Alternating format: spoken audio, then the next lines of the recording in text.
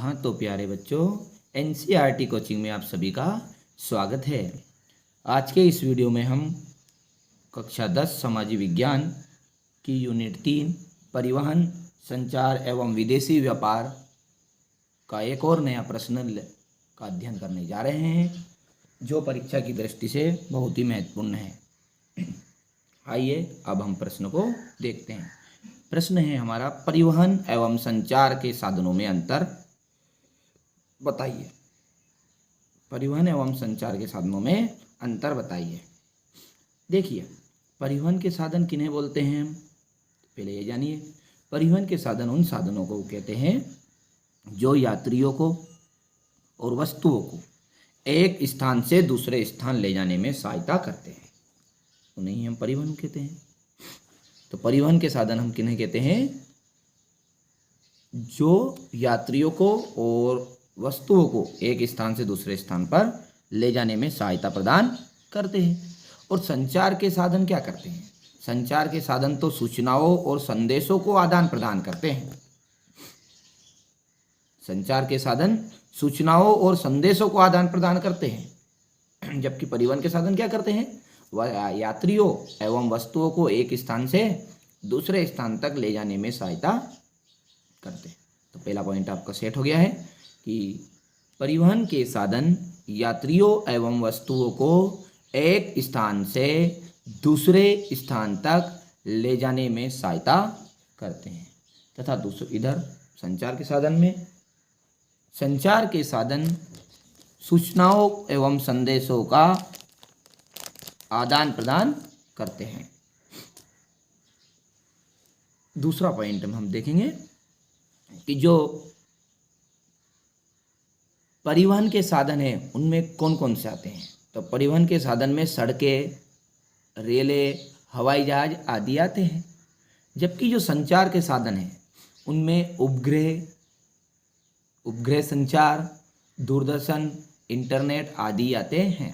देखिए, परिवहन के साधन में हमारी सड़कें आ गई, हवाई जहाज आ गई, रेलें आ गई, और संचार के साधन में उपग्रह संचार और दूरदर्शन, इंटरनेट आदि आते हैं। और तीसरा जो पॉइंट आपका बनेगा, जो परिवहन के साधन हैं वो एक वर्ड पर समझिए पहले, द्रुतगामी। क्या वर्ड है आपका?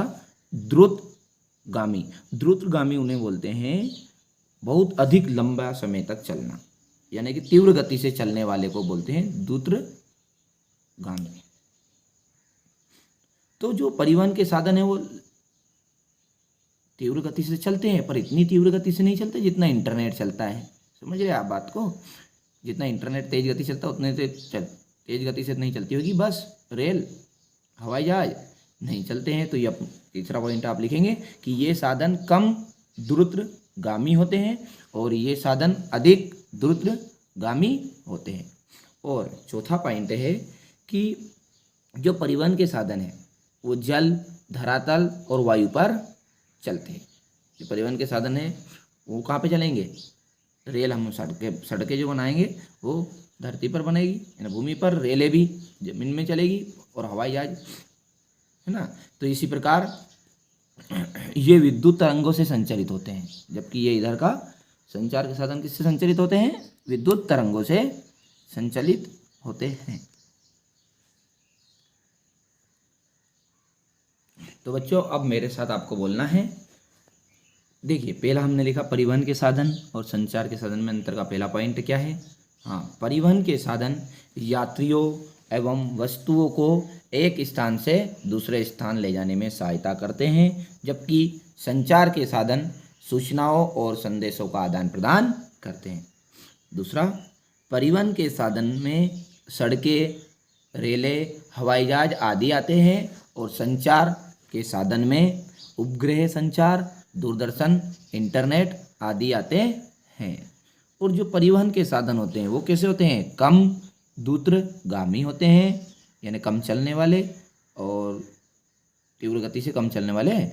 और इधर ये साधन अधिक द्रुतगामी होते हैं, यानी कौन? संचार के साधन अधिक द्रुतगामी होते हैं। चौथा पॉइंट है, जो परिवहन के साधन है वो जल, धरातल और वायु पर चलते हैं, और जो संचार के साधन है वो विद्युत तरंगों से संचालित होते हैं। तो बच्चों मिलते हैं अगले वीडियो में। जब तक इस प्रश्न को आप अच्छे से कंप्लीट कर लीजिएगा और अच्छी तैयारी कर लीजिएगा।